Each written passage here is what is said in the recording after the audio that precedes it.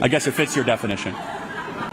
So then you think so lowly of women that you think that someone can just look like one, put on a bra with a dress and makeup, and that magically they enter womanhood. Charlie Kirk's challenge to woke culture, a deep dive.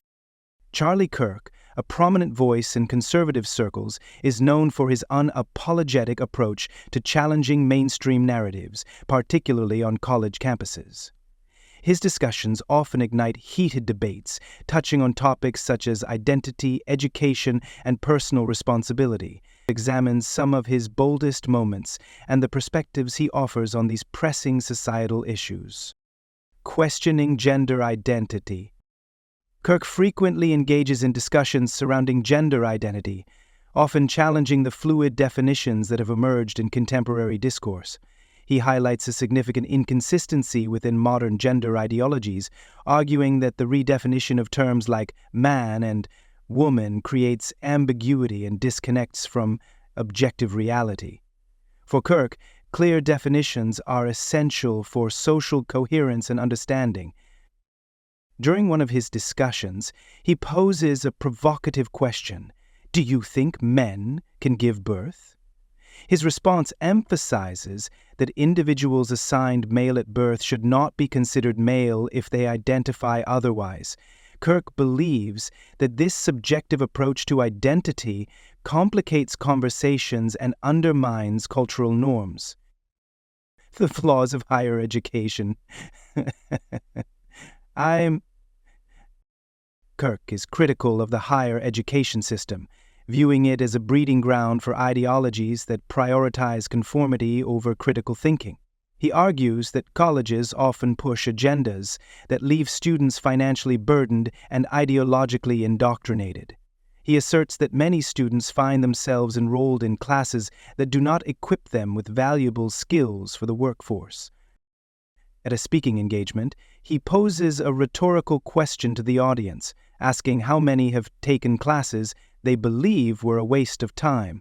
The overwhelming response indicates a shared sentiment among students that the current educational framework is a scam, forcing them into debt for degrees that may not lead to employment.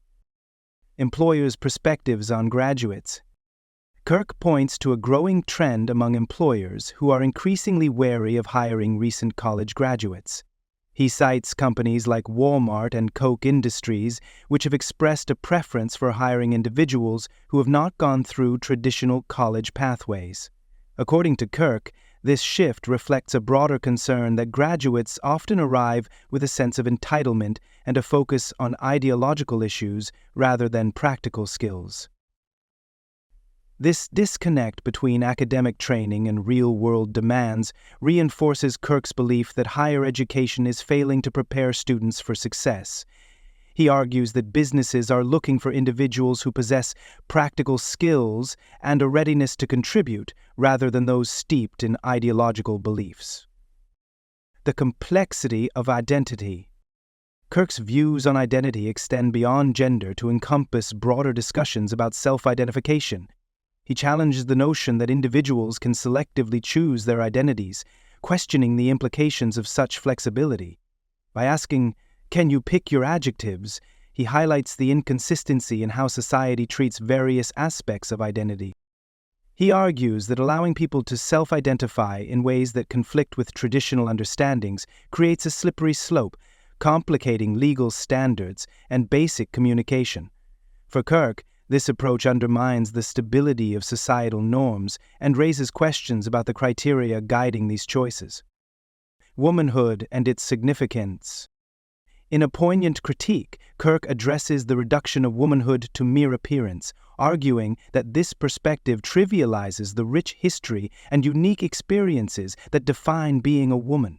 He believes that contemporary ideologies oversimplify identity, replacing meaningful definitions with superficial markers like clothing or makeup. By doing so, Kirk contends that today's discourse diminishes the significance of being a woman and risks marginalizing the voices of those who have fought to define womanhood on their own terms. For him, the complexities of identity should not be reduced to mere appearances, but should encompass the depth of lived experiences. compassionate approaches to gender dysphoria. Kirk advocates for a compassionate approach to individuals experiencing gender dysphoria. He emphasizes the importance of counseling over immediate medical interventions, expressing concern about the long-term consequences of surgical procedures and hormone treatments, particularly for minors. He argues that the current trend of quick medical solutions may not address the underlying identity issues individuals face. Instead, he suggests that a more effective approach involves providing support and counseling to help individuals navigate their feelings and experiences. The victimhood culture. One of Kirk's most controversial stances is his critique of the culture of victimhood prevalent in modern society. He argues that portraying oneself as a victim fosters dependency and resentment, detracting from personal accountability and self-empowerment. In his view, emphasizing grievances rather than personal responsibility undermines resilience and ambition. Kirk believes that a culture centered on personal accountability encourages individuals to take charge of their circumstances, ultimately leading to greater personal and societal strength. He challenges the notion that individuals should dwell on their perceived disadvantages, advocating instead for a mindset focused on overcoming obstacles. Confronting racial politics. You can find a full video of the documentary on YouTube. When discussing racial dynamics, Kirk expresses skepticism toward the concept of white privilege. He argues that labeling individuals based solely on their skin color is a reductionist approach that ignores personal responsibility and the diversity of experiences within any racial group. By focusing on racial labels, he contends that society risks perpetuating stereotypes and fostering animosity. Kirk advocates for unity and mutual respect, emphasizing that individuals should be judged by their character and actions rather than their race. He believes that this approach promotes fairness and equal opportunity, creating a foundation for a more cohesive society. Unequal pay and economic opportunities. The discussion around equal pay is another area where Kirk offers his insights. He acknowledges the complexities involved in determining pay in creative fields, where market demand and individual performance play significant roles. However, he supports the idea that equal pay should apply when qualifications and performance are equal. Kirk asserts that existing laws already protect against discrimination based on gender, but he raises concerns about movements that seek to impose pay equity regardless of qualifications.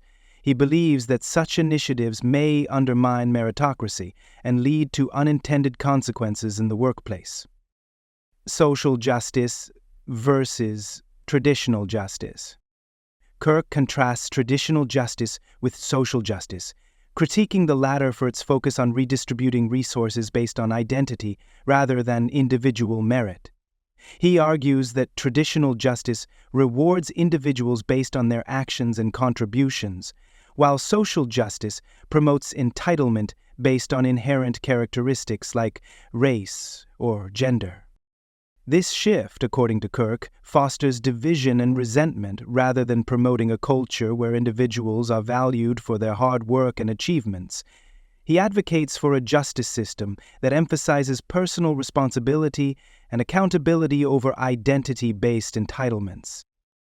The role of academia. In his discussions about academia, Kirk emphasizes the importance of grounding education in empirical knowledge rather than political ideologies presented as fact. He argues that certain ideas, particularly those that are demonstrably false or harmful, should not be included in academic curricula. Kirk believes that education should focus on the pursuit of truth, goodness, and beauty rather than ideological agendas that detract from students' intellectual growth. He views the current academic environment as one that often prioritizes the ideology over critical thinking and empirical understanding. Conclusion: provoking necessary conversations. Charlie Kirk's perspectives challenge us to think critically about the values we hold and the direction society is headed. Whether one agrees or disagrees with his views, his discussions provoke essential conversations about identity, education, and personal responsibility. As we navigate these complex issues, it's crucial to engage in open dialogue and consider diverse viewpoints to foster understanding and progress. What do you think about these ideas? Do they drive change, or do they raise more questions? Share your thoughts in the comments below.